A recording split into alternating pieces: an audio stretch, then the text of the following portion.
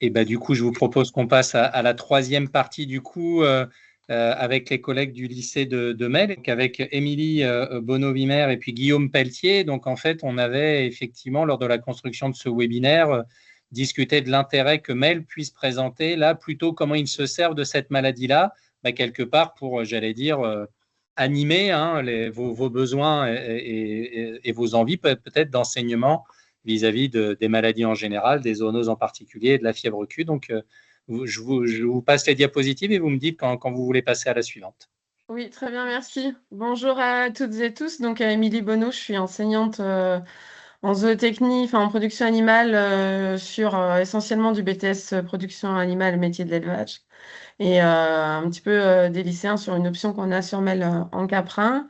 Et Guillaume? Et donc moi, Guillaume Pelletier, donc enseignant aussi en production animale, où j'interviens donc en BTS métier de l'élevage, en bac pro CGEA et sur l'option professionnelle Caprine avec Émilie. Donc, on va vous présenter des séquences ou des séances pédagogiques qu'on a mises en place. Donc, pour ma part, plutôt avec des étudiants au travers de travaux pratiques et puis de champs pluridisciplinaires où j'ai eu la possibilité de faire intervenir des personnes de l'INRAE dans nos BTS. Et puis, Guillaume plutôt sur la partie bac pro.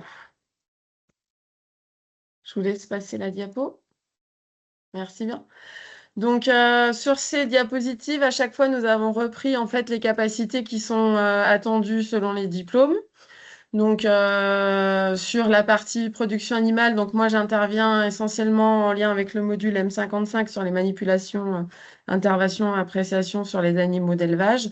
Donc, pour rappel, enfin, ou pour information sur l'exploitation du lycée de Mel, on a en moyenne 300 chèvres laitières, à peu près 200 brebis et 35. aujourd'hui 35 vaches allaitantes avec un système conduit en agriculture biologique depuis 2 ans.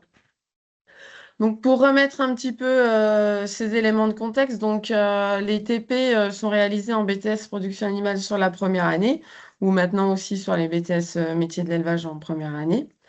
Donc, on réalise tous les ans une vaccination fièvre Q. Donc, nous, on a eu des épisodes en 2015. Et donc, ça fait 10 ans qu'on vaccine. On vaccine tous les ans nos, nos chevrettes. Quand je réalise la séance de TP, je rappelle toujours ce petit historique de l'exploitation. Donc, l'épisode d'avortement assez important qui nous a conduit à faire des analyses et donc à identifier la problématique de fièvre Q sur le territoire. Il y a eu des enquêtes. On est en département de Deux-Sèvres, un fort département caprin.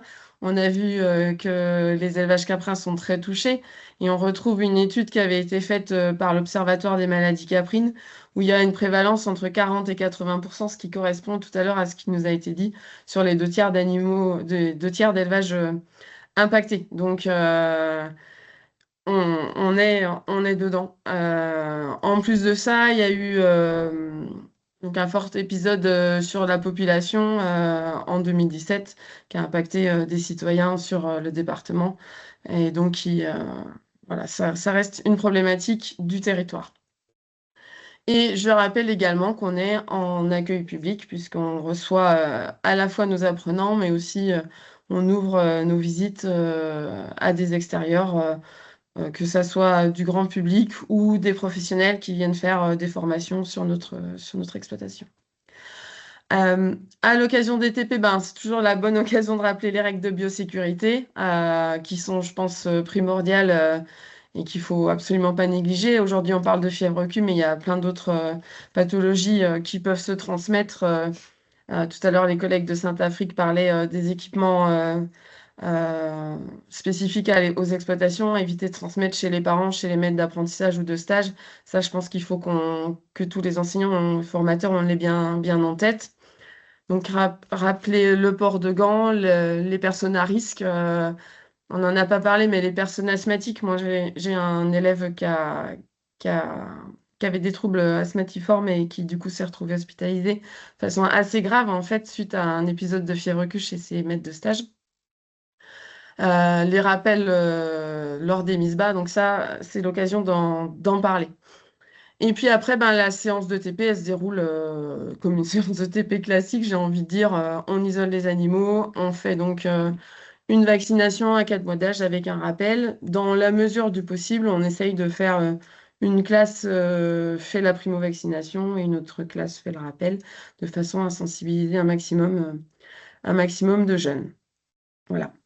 Donc la vaccination, juste la diapo suivante pour mettre la petite phrase en plus, c'est... Ah non, Non, c'est celle-là, il y en a excusez-moi. une entre deux, je pense, juste. Ouais, voilà, super. C'est un thème, j'avais mis, qui est facilement transposable sur d'autres exploitations. Euh, je pense malheureusement qu'il y a beaucoup d'exploitations de lycées agricoles qui sont impactées par la fièvre Q ou par d'autres zoonoses, ou en tout cas, voilà, c'est lors de chantier de vaccination, on peut aussi rappeler qu'il y a d'autres pathologies qui existent, même si on fait une vaccination, je sais pas moi, entéro, où il y a peu d'enjeux, mais sur d'autres choses, on peut, ou paratuberculose, ou enfin, si on a des chantiers paratube par les vétérinaires, on peut en profiter pour parler de la fièvre Q et il faut surtout pas se gêner, je pense. Une autre situation dans laquelle les jeunes ont pu être sensibilisés, donc où là, en fait, c'était davantage en lien avec le module de zootechnie générale M54 et sur plutôt l'approche, donc respect de la réglementation, santé, sécurité, bien-être, avec une approche un peu One Health finalement, avec sur les différentes santé qu'on peut avoir. C'était un petit peu l'idée de ce dispositif. En fait, sur le territoire de Sévrien, je vous ai dit tout à l'heure, s'est tenu un gros épisode de fièvre Q en 2017. Suite à ça, il y a des épidémiologistes, notamment d'INRAE, qui ont souhaité travailler avec des sociologues pour comprendre en fait les interrelations entre la santé humaine et la santé animale. Et il y a un dispositif qui s'appelle ZooJeu qui a été mis en place de façon à sensibiliser à la fois les professionnels de l'élevage, les professionnels de la santé humaine, mais aussi toute la partie, on va dire, institutions décisionnaires, les élus, les gens du grand public, les consommateurs, etc., à cette problématique de zoonose en se servant de la fièvre Q. Donc, ils ont élaboré un jeu qui s'appelle ZooJeu. Vous avez la photo du dispositif sur votre gauche. Donc ça, c'est pas un jeu qui est facilement transportable parce que ça prend pas mal de place. Mais bon, ça reprend un peu l'idée. On est sur un territoire, on est dans un élevage, donc le principe, donc pour remettre juste dans le contexte, donc nos jeunes de BTS production animale avec avec des collègues de zootechnie, de essais, de documentation qui étaient volontaires pour faire partie du dispositif. On a banalisé une journée au centre d'établissement. Donc, on a le directeur de l'exploitation a présenté l'exploitation, donc ses différentes caractéristiques, et ça donnait le départ du jeu.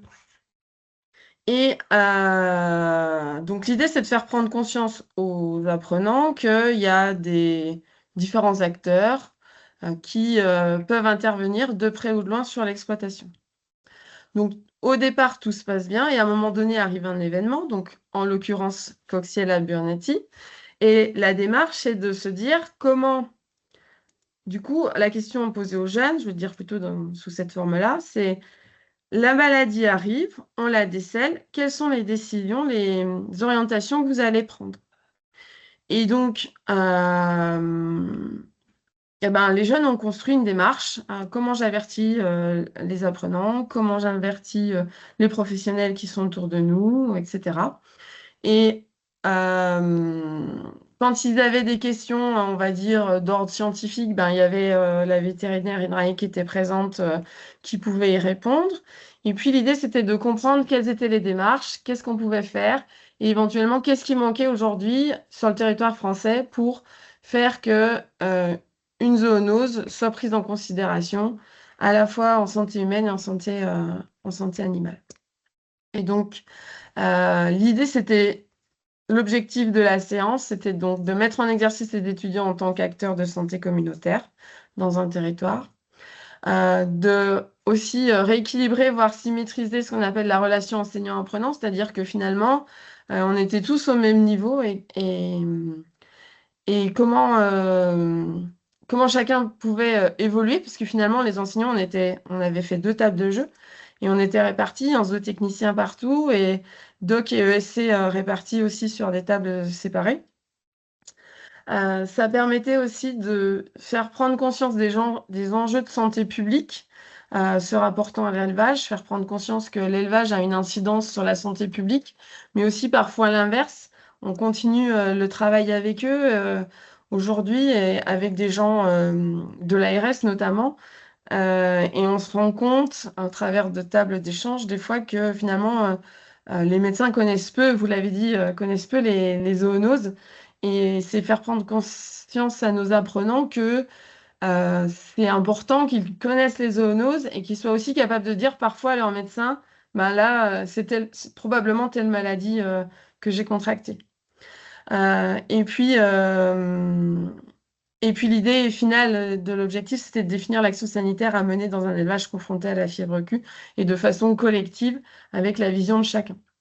Donc là, l'idée, c'est nous sur MEL, on a 3 filières, les BTS Anabiotech, les GPN et les métiers d'élevage. Et donc là, je continue de travailler avec les porteurs de ce projet-là pour essayer de faire un outil où toutes les filières vont être mobilisées parce que en analyse et biotechnologie, ils ont un rôle à jouer sur la partie plutôt analyse. Sur la partie gestion et protection de la nature, il y a toute l'empreinte faune sauvage. Et puis, au-delà de tout ça, il y a le fait d'être juste citoyen. Et donc, on est impacté par cette zoonose. Voilà. Je répondrai à d'autres questions s'il y en a, mais voilà un peu l'idée de ce projet-là. Je laisse la place à Guillaume. Merci.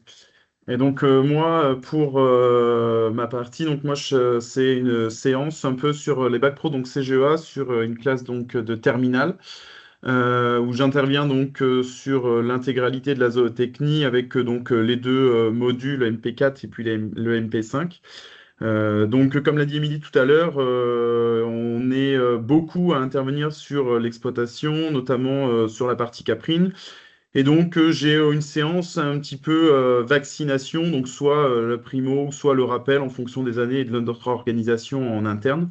Donc, l'objectif de ces TP avec eux, c'est déjà tout ce qui est hygiène et biosécurité lorsque on arrive en TP et puis de les sensibiliser un petit peu aussi à tout ce qui est maladie, normalement en zoonotique aussi. Donc, à travers cette épée, il y a l'apprentissage et la lecture d'une RCP, puisque ces jeunes sont plus ou moins destinés à arrêter après la terminale et s'installer pour certains à court, moyen ou long terme. Pour d'autres, ça sera une poursuite d'études. Mais voilà, c'est des bacs professionnels. Donc, à la sortie de ce diplôme, pour certains, ça sera une installation. Donc, il faut qu'ils soient sensibilisés à la lecture d'une RCP, quel que soit le produit utilisé. Là, en l'occurrence, c'est un vaccin.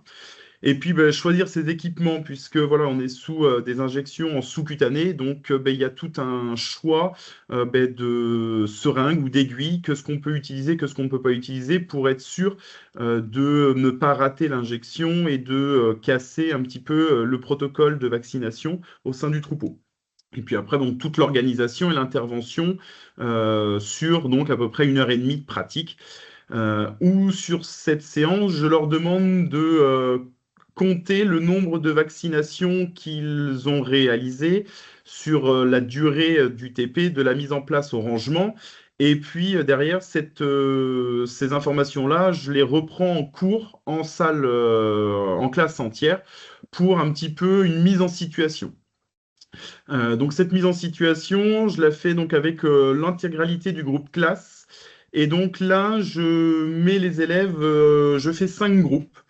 je les mets en situation que la fièvre Q est donc au lycée, c'est bien cette maladie qui touche le troupeau. Donc 5 groupes et je leur donne donc les 5 axes de la biosécurité. Donc un axe par groupe et dans chaque groupe donc on définit un directeur d'exploitation et puis les autres prennent le rôle d'un salarié ou d'un enseignant. Et puis, ils ont donc des pistes d'action à réfléchir en fonction de l'axe de la biosécurité, dans l'objectif de sensibiliser à cette zoonose. Tout ça dans le but, voilà, on est un lycée agricole, on a cette zoonose qui est présente sur l'établissement, que ce qu'on fait, que ce qu'on peut mettre en place pour protéger les personnes qui interviennent sur l'exploitation, mais aussi celles qui habitent aux alentours, puisque voilà, cette maladie est une maladie qui se transmet par inhalation. Donc, comment on fait? Et ça permet également de voir un petit peu ce que pourraient mettre en place des jeunes qui sortiraient de formation sur une exploitation dans le cas d'un épisode de fièvre Q. À l'issue de ce travail de groupe en recherche, où j'accorde à peu près 2 bonnes séances de 2 heures, on met en commun et on construit donc la notion de biosécurité au niveau de la fièvre Q, avec donc une présentation par groupe de chaque axe, et puis on apporte et on développe, on échange sur le pourquoi du comment proposer ces pistes d'amélioration. Dans un deuxième temps, il y a toute une partie analyse de la situation avec un impact économique et technique pour sensibiliser à la vaccination. Donc ça passe par un apport un petit peu de connaissances où là, on réalise un schéma d'apparition de la maladie avec donc les principaux réservoirs qui détiennent l'agent pathogène, ses modes de transmission, comment on peut détecter la maladie, et puis notamment les facteurs de risque, et derrière, comment on va gérer cette maladie. Et donc, cette gestion de la maladie par un mode de prévention principal qui est celui de la vaccination. Je reviens avec mes jeunes ici sur, voilà, je vaccine mon troupeau, je vaccine pas mon troupeau. Donc, d'un côté, des incidences techniques, des incidences économiques. L'objectif, c'est de leur faire prendre conscience que voilà, mon troupeau est touché à 75% d'avortements. Donc, on essaye de chiffrer un petit peu toute cette perte économique, toute cette production laitière qui n'aura pas lieu quand nos chèvres sont en phase de tarissement et donc ne repartiront pas en lactation, ou nos chevrettes qui étaient gestantes et qui avortent avant la mise bas, et donc des coûts d'élevage de la chevrette qu'on a élevé pendant un an qui ne rentreront pas en production au bout de cette année-là. Et puis, on calcule justement à l'issue de ce TP l'incidence TP, puisqu'ils se rendent compte que, oui, forcément, quand on est 12 élèves à vacciner, ça va hyper vite. Le lot de chevrettes, 100 chevrettes, elles sont très vite vaccinées. Et quand on est tout seul, ça va beaucoup moins vite. Et donc là, c'est de leur faire prendre conscience que même si on est tout seul, ou deux, ou trois, en fonction de la taille des exploitations, que ça a certes une incidence économique, la vaccination, mais c'est, on va dire, une richesse aujourd'hui et qui nous permet de minimiser les avortements et des pertes économiques sur la production laitière. Parce que des fois, nos jeunes n'ont pas cette vision de se dire, bah oui, ça coûte cher le vaccin, c'est cher, c'est du temps. Mais généralement, à la fin de cet exercice-là, ils se rendent vite compte que oui, c'est peut-être cher, mais vis-à-vis de la perte économique engendrée par le manque de production laitière et des animaux improductifs qui nous restent au final un petit peu sur les bras, qui vont pouvoir aussi modifier toute une conduite de troupeau. En fait, cet investissement, puisque la vaccination, ça reste un investissement, en fait, il est dérisoire et il est vraiment primordial. Et donc, tout ça, l'objectif, c'est à travers de cette séance de TP et de cette partie de cours, de pouvoir sensibiliser donc, nos élèves en bac pro, CGEA, mais dans d'autres formations également, de l'importance de la vaccination.